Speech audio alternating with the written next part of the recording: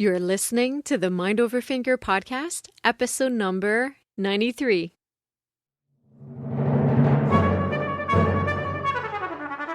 Welcome to the Mind Over Finger podcast, discussions on mindful music making, efficient practice, and building a purposeful career.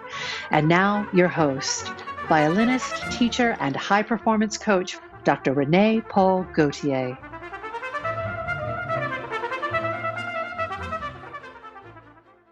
Hi, everyone. I hope you're doing amazingly well.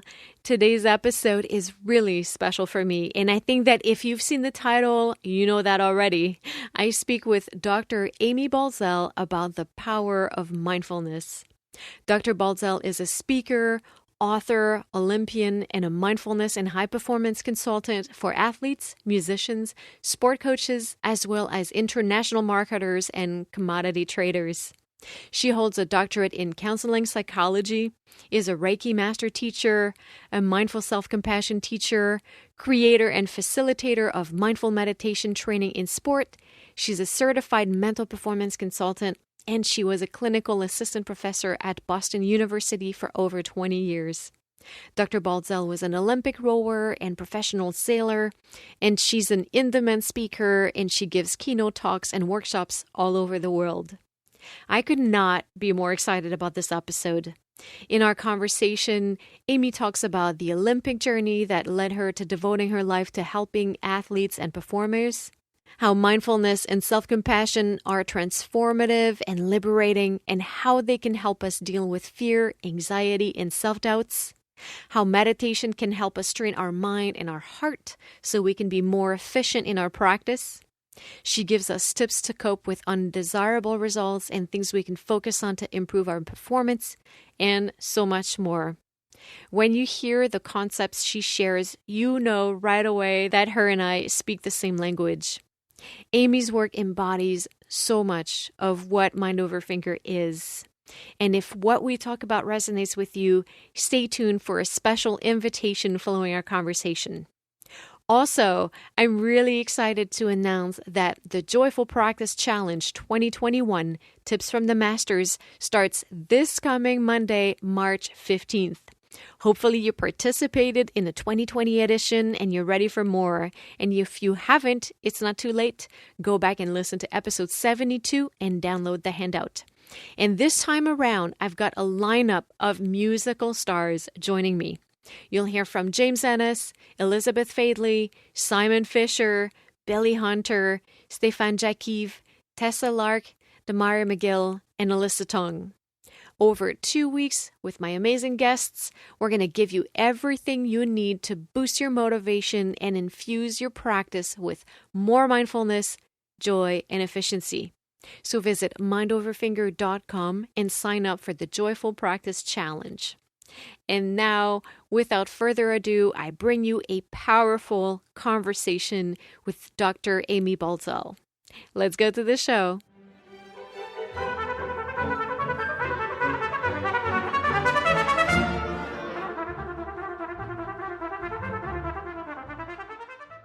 Amy Baltzell, it's such a huge pleasure for me to have you on the show today. Thank you. It's great to be here. I appreciate being invited. Amy, you're a well-being, mindfulness, and performance coach for athletes, musicians, and business people. Yeah. And your work resonates very strongly with me because it really is in tune, pun not intended, with everything that I do with Mind Over Finger and the deep practice model, which is what I use with my students and my coaching clients. And before we dive in all the good stuff, can you please tell us about you and your journey and how you got to where you are? Oh, boy. Well, as it relates to this, I was a Olympic athlete, professional athlete. I was a 92 Olympic rower, and I was a professional sailor in 1995 with the All Women's America's Cup team. And I had a great gifts physically, and my mind was a mess, And so I would win national championship after national championship, and then I'd lose a race that was just like, I should have won by miles kind of thing, and or by seconds, but And so I got involved in sports psychology, trying to figure out like what was, honestly, it was like an autobiographical kind of like exploration, what happened. And I learned incredible things about how to work with the mind. So, you know, I love to work with my own mind, and I love to help other people work with their minds to optimize performance. And so fear and anxiety and doubt and mistakes are not the block to being your best, And so I've spent the last 25 years working with athletes, musicians, and more recently business people as well. And what I found was it wasn't, the answers weren't in the sports psychology textbooks. Mm-hmm. And that was a bit disappointing because I thought the only place we really studied like performance in the mind is in sports psychology. It's partially helpful, but there's not really a specific answer. And how do you help people really deal with anxiety and mistakes and fear and dread and self-doubt? How do you do that? And so I've spent a lot of time thinking about it, and I've come into the ideas of bringing mindfulness and self-compassion into the work with people I work with, and it's transformative. And it personally helps me too. The fear that used to create hell for me it's disappeared, and so it works on me. It works on anybody. That's what I think. Yeah. Yes. I love how it seems to have unfolded very organically in stemming from you looking for answers. Yes. Looking for answers for myself. And then I find nothing more fulfilling than to work with someone who is aspiring to excellence and they're blocked by their own emotions and thoughts, their conditioned responses, and to give them freedom from that, liberation. And I think of like freeing people from hell, really. These people, especially musicians, you guys are like, to me, I call you lifelong Olympians.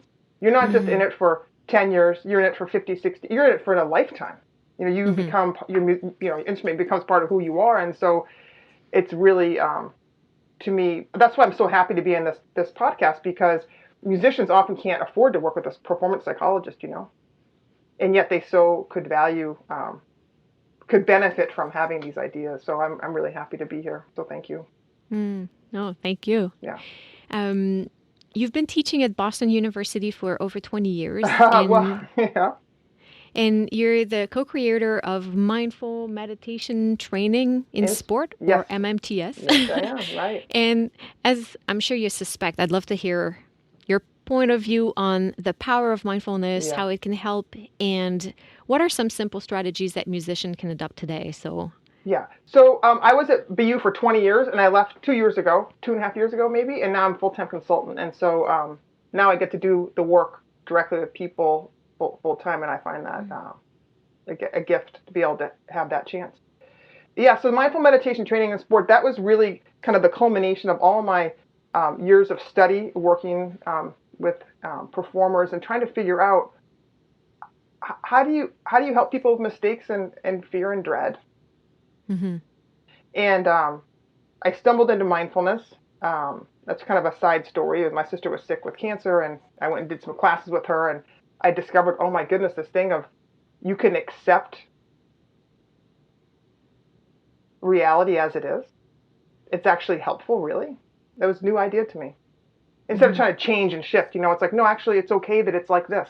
It's okay that I, am angry, frustrated, whatever it is. But then you start to see that, but when I'm like this, the outcome isn't so good in terms of my attention on creating the music or playing the sport. It's not so good. And so to realize that you can have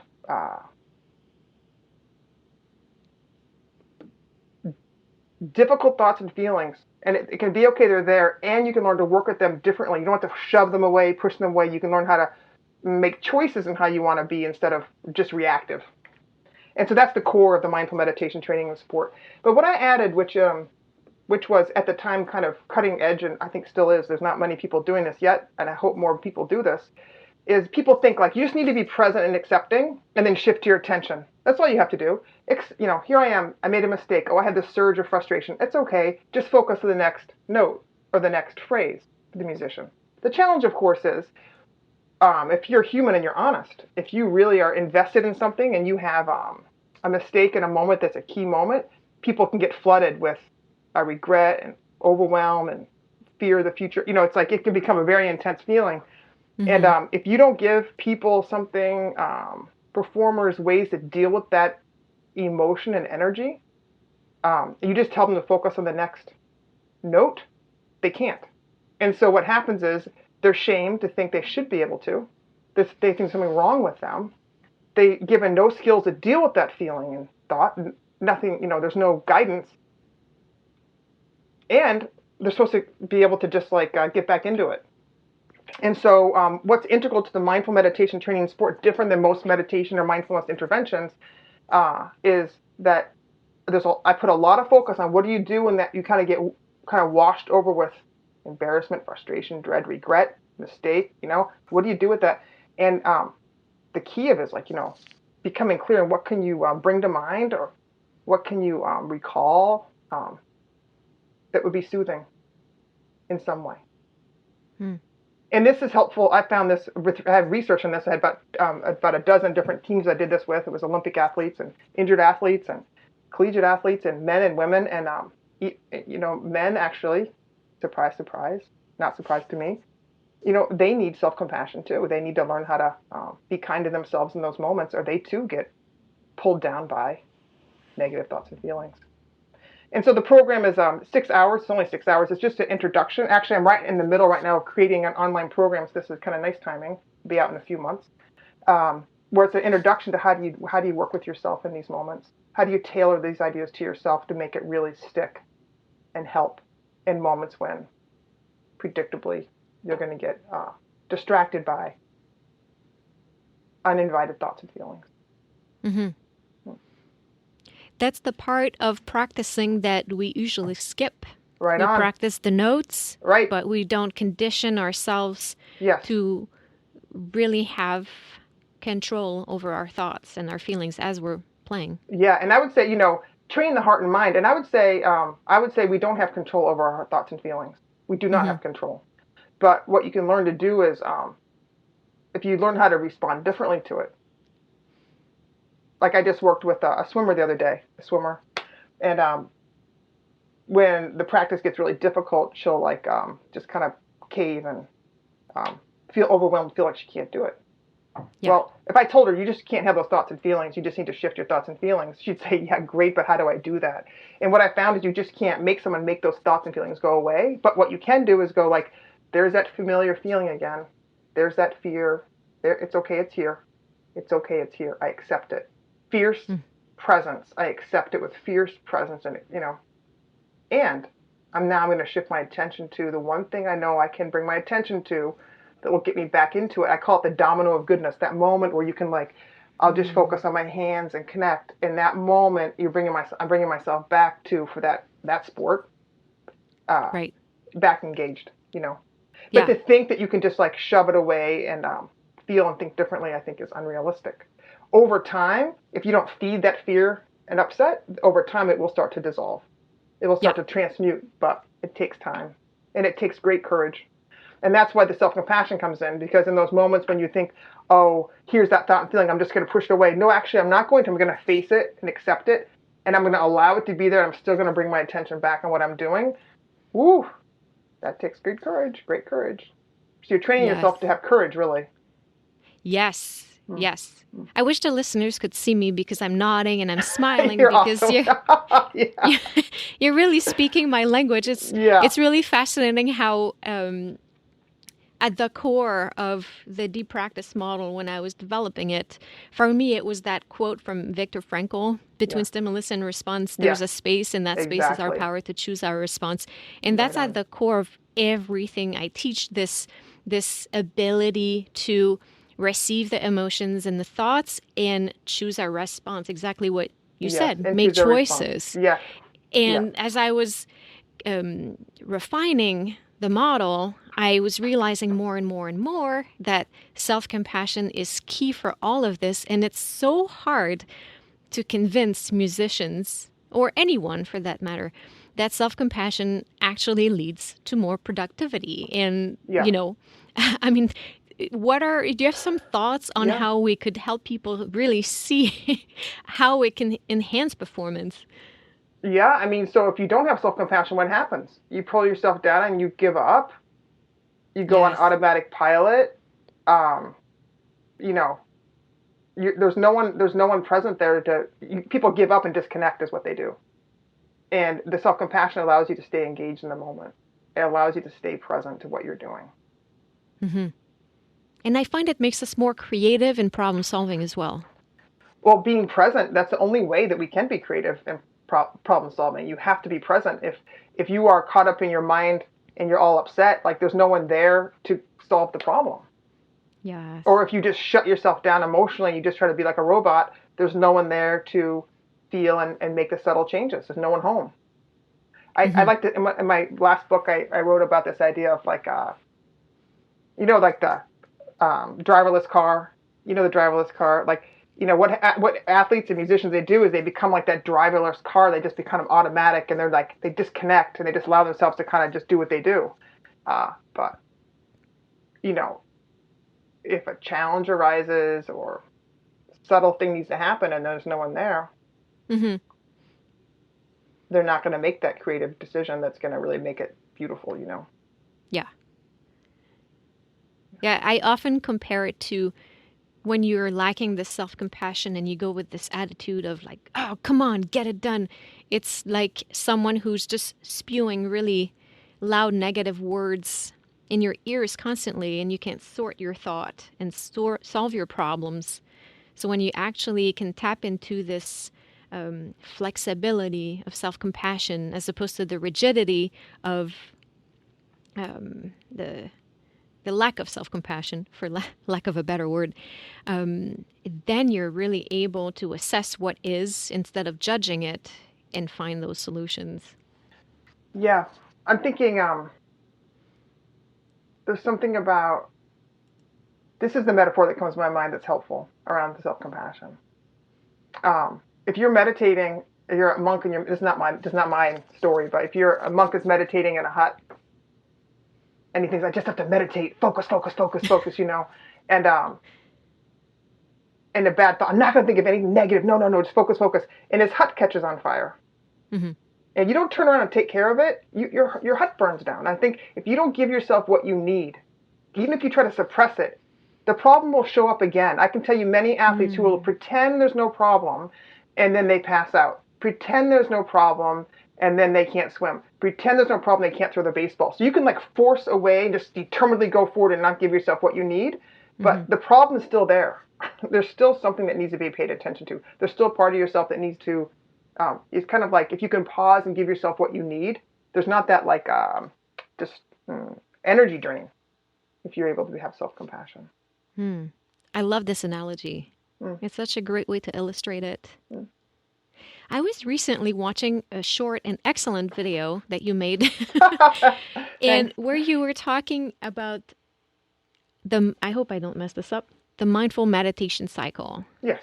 Do you want to tell us a little bit about that? Sure. And, if, we have no visual here, but I'll try. So if you can imagine, we think about meditation, you focus on something, and it doesn't really matter what you focus on. It really has to do with your practicing, observing, whatever it is. But let's say you focus on the breath for meditation, right? And predictably what will happen is you're going to focus on the breath. What will happen is eventually, whether 2 seconds or 5 minutes later, your mind will become distracted. It happens. It's part of the meditation process. And then you might get lost in that thought. And then eventually you'll kind of like become aware, like, oh, there I am distracted. And in that moment, the next, kind of like the next step is with that awareness, you can choose to bring your attention back to what you need to pay attention to. So like all of that is meditation. That's all normal. The same thing, it's equivalent to what happens in practice. Musicians thinking, I need to practice these phrases or these, you help me out. What would they need to practice? Musician. I don't know. A piece of music. I need to focus on it. And then a mistake happens. And then that's the distraction. That's kind of the mind wandering. And then the mind's wandering, and the criticism, and they're not focusing on the music. They're focusing, oh my gosh, I'm not going to get the job, or I'm not going to be able to play this through, or, the mind starts to play games. But when you become aware in that moment, like, oh, I'm aware of the fact my mind is wandering. I'm aware I'm getting caught up in the thoughts and feelings. In that moment of awareness, that's between the stimulus and the response you talk about. In that moment, I can choose. I can bring my attention back to the music, or I can allow myself to continue to spiral out of control with these thoughts and feelings. So I like to think about how that meditation practice can help train your mind and your heart so you can be more efficient in your practice as musician, athlete, whatever it is. Absolutely, yes. And I was taking meditation training, and the teacher was reminding us that we don't meditate to get good at meditation, but to get good at life.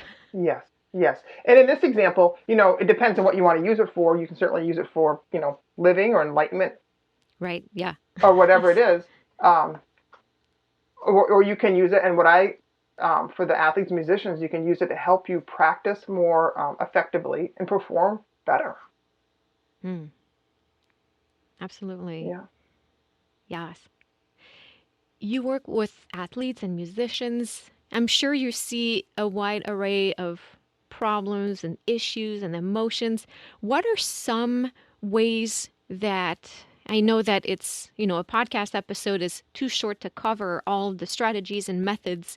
And I would definitely encourage everyone who wants more clarity on those things to maybe reach out to you and start working with a coach in one way or another. Yeah. But what are some ways that people experiencing some anxiety or negative thoughts or some undesirable results in their work, what are some ways that they can cope with that? Yeah. So one of the kind of classic ways that a sports psychologist will work with the performer is say, okay, when you are performing really well, so musician, think of a time when you're practicing and it's going really well. Like, where is your attention? And we're going to ask you, like, so what was your instrument? Violin. So in the violin, this is for fun. In the violin, when you're really playing beautifully, where's your awareness? Not necessarily where's your thinking mind, but what are you aware of when you're playing the way that you loved, like, communicating, connecting, and it's just beautiful. Like, where's your awareness? It's usually just in the present moment. Yeah, but and what I'm experiencing when I'm hearing. So what you're hearing.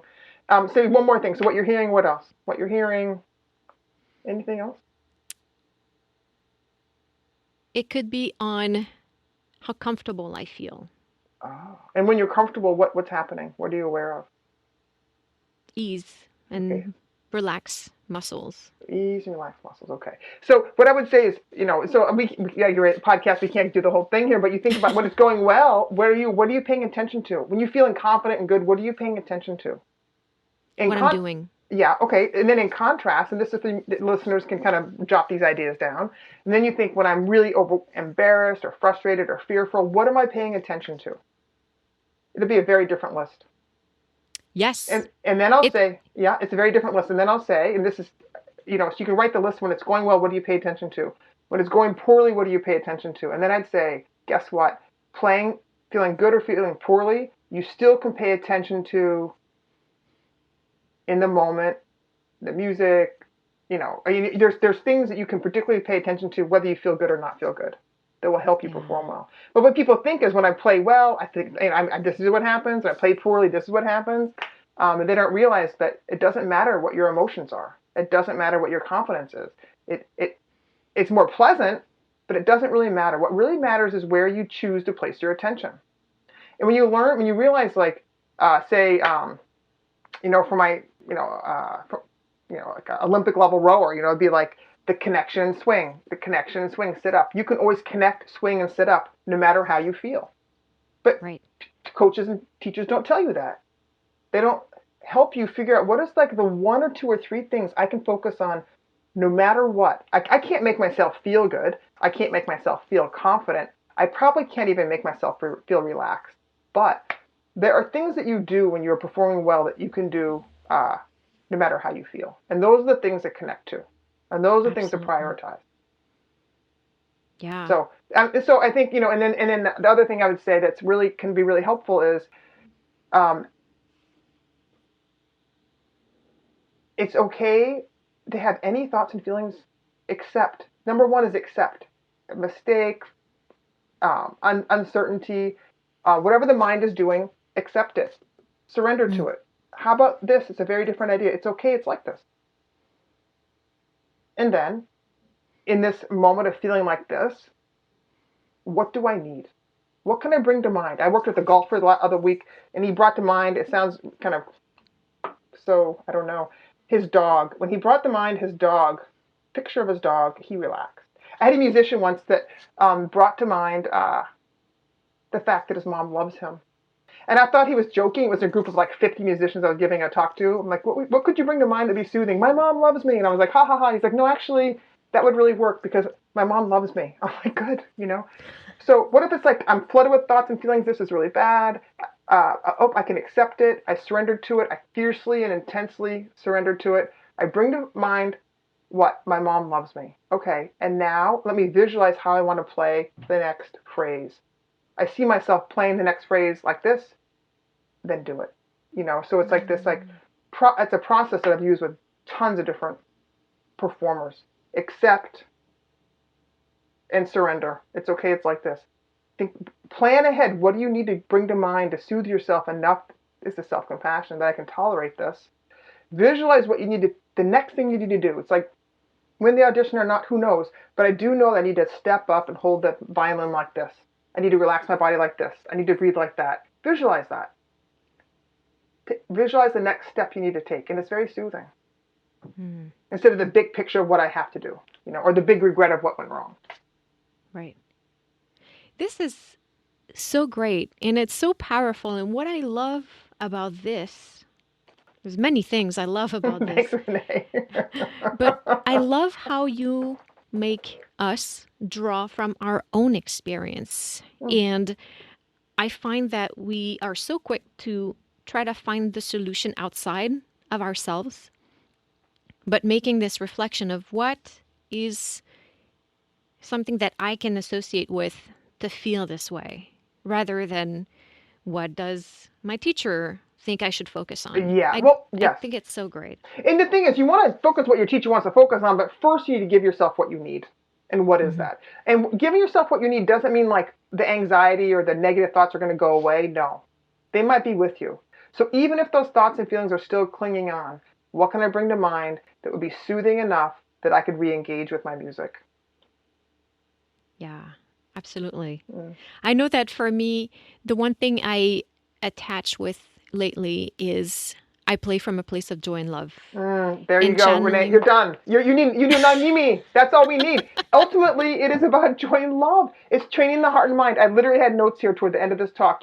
What is the thing, advice I'd want to give? It's like you can train your heart and mind to play and practice with love, acceptance, passion, engagement, gratitude. You get there. Anyone can get there, but it's hard work. But that's beautiful. That's where you're at.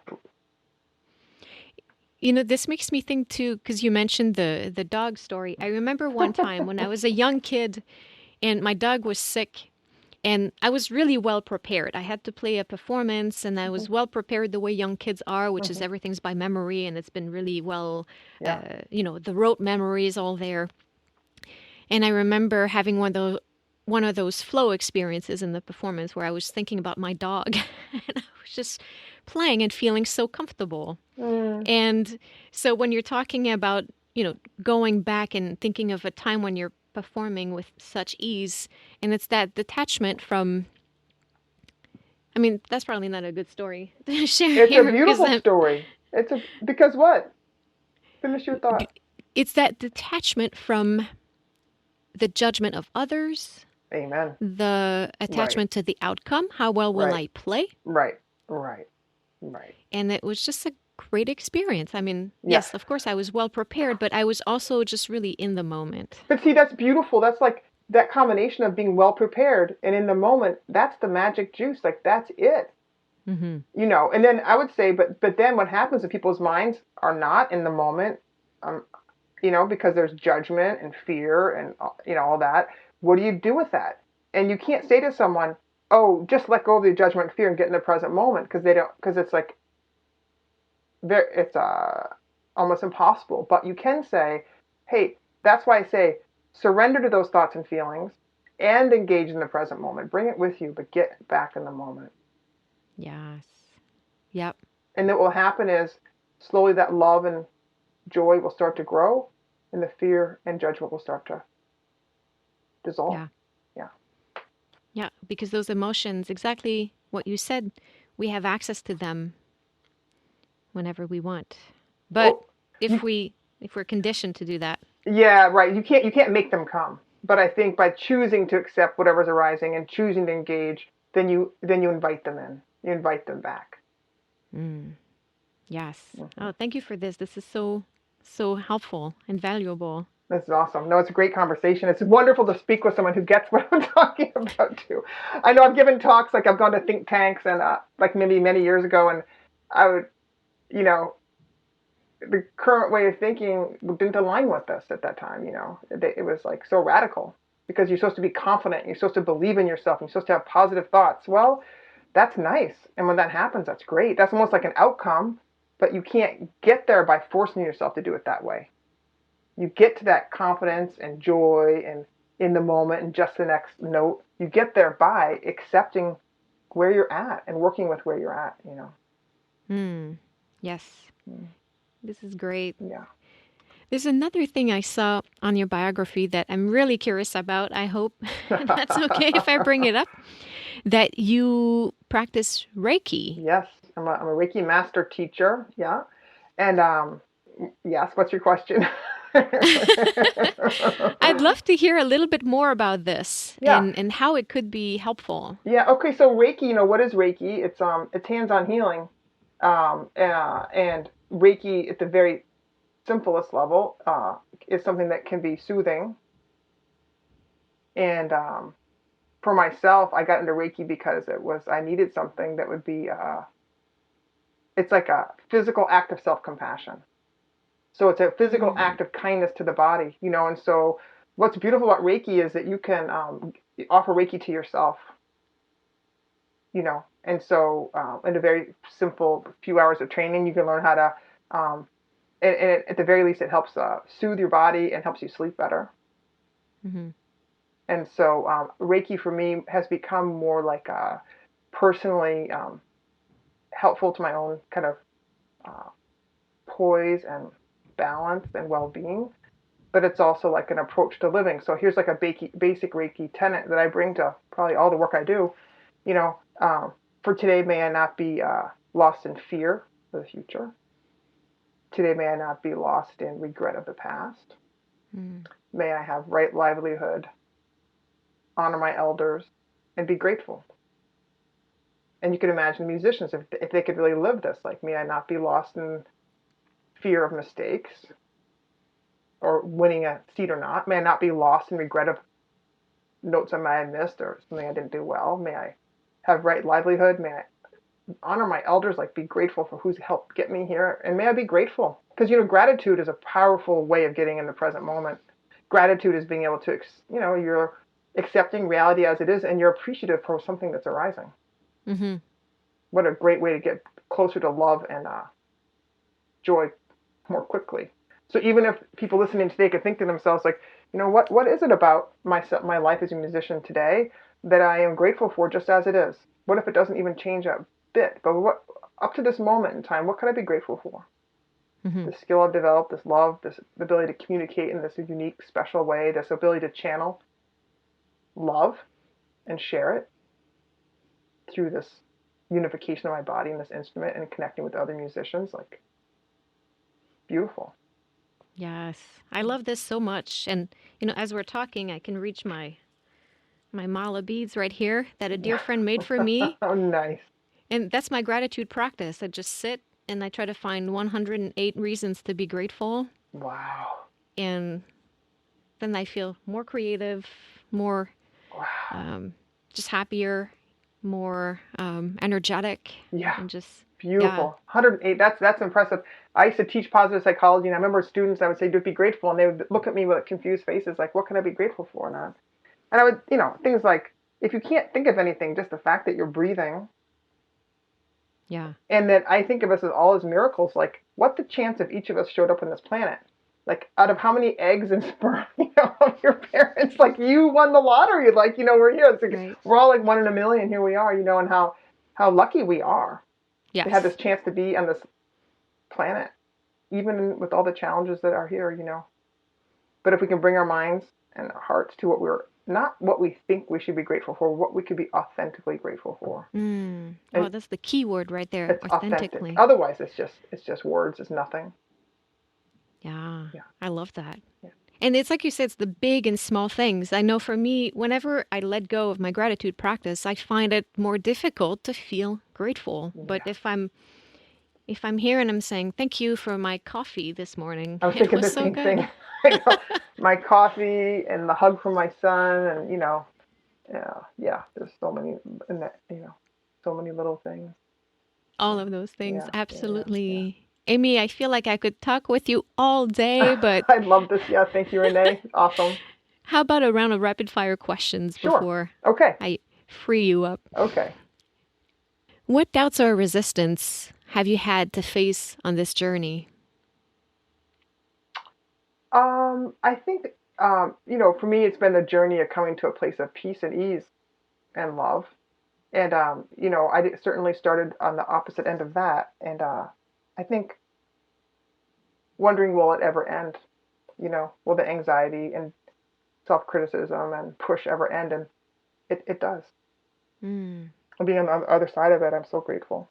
When you wake up and you think, God, I was such an anxious person for so many decades, and now it's dissolved. I've worked it through. I've learned how to accept whatever arises fiercely. David and Goliath, just be with it and miraculously watch it transmute and dissolve to the point where that anxiety is not there anymore, but the doubt that would it ever leave. Mm.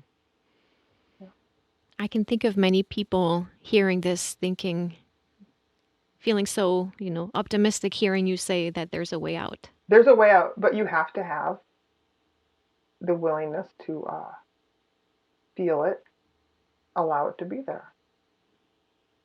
Mm. Yeah. What skills do you think young musicians studying today should acquire in addition to learning to play their instruments? No question, learn how to deal with fears and mistakes. The people have to be given. It's really interesting, and almost there's no training for musicians or athletes, to deal with that. The training's more intense and long and earlier and more, and yet no one's giving them skills to deal with it. Mm. Yeah. That's a very powerful skill. Do you have a favorite book that you would recommend to our listeners? Gosh, you could read my books. My books are good. But it's interesting because it's like it depends where you are in the journey yourself. There's like I love Eckhart Tolle's work, The Power of Now. It's really helpful to me personally.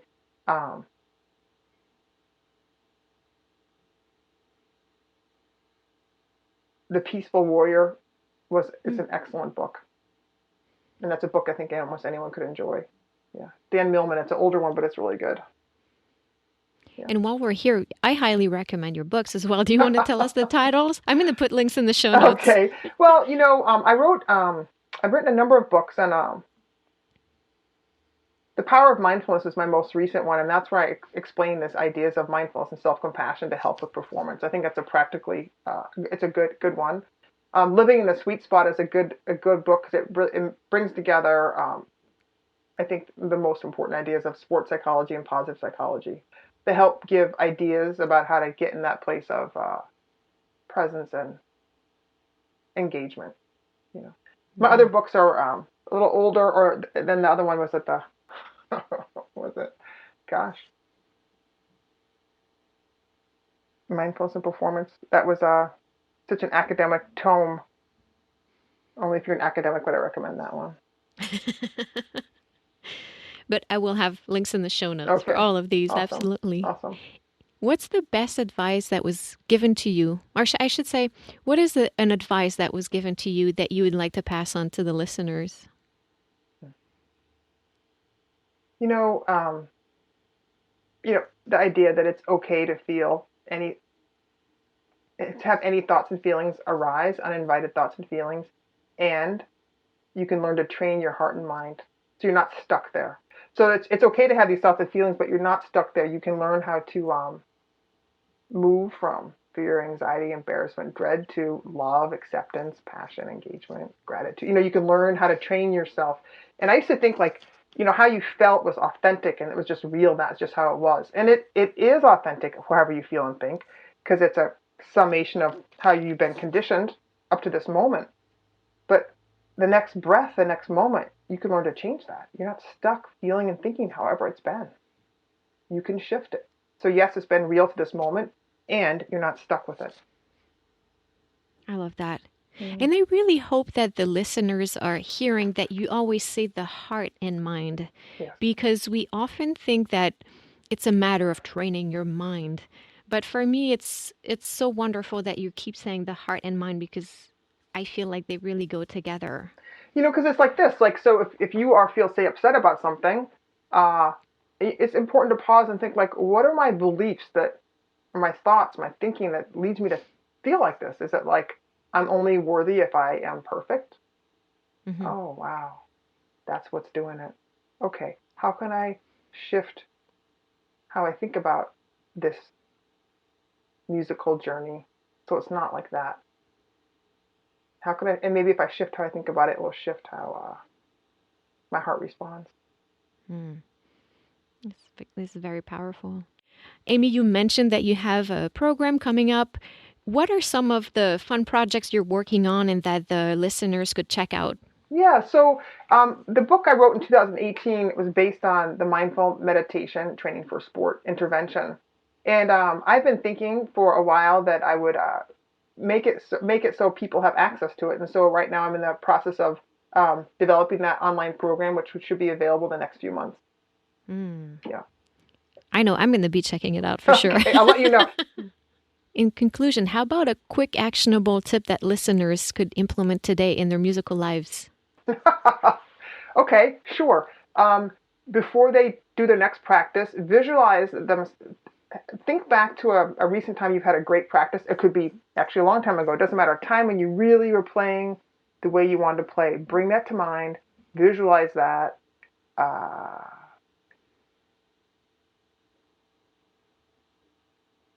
Before you start to practice again, to get yourself in the mindset, like it could be like this.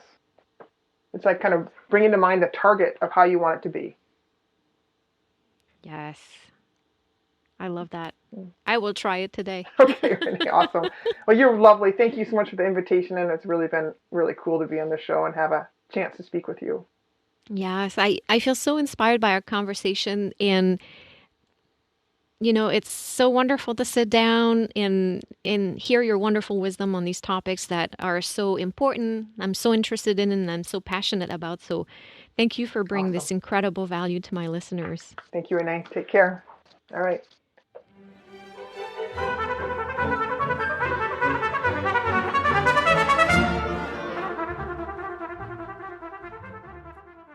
Thank you guys so much for listening. I hope you enjoyed this chat with Dr. Amy Baltzell.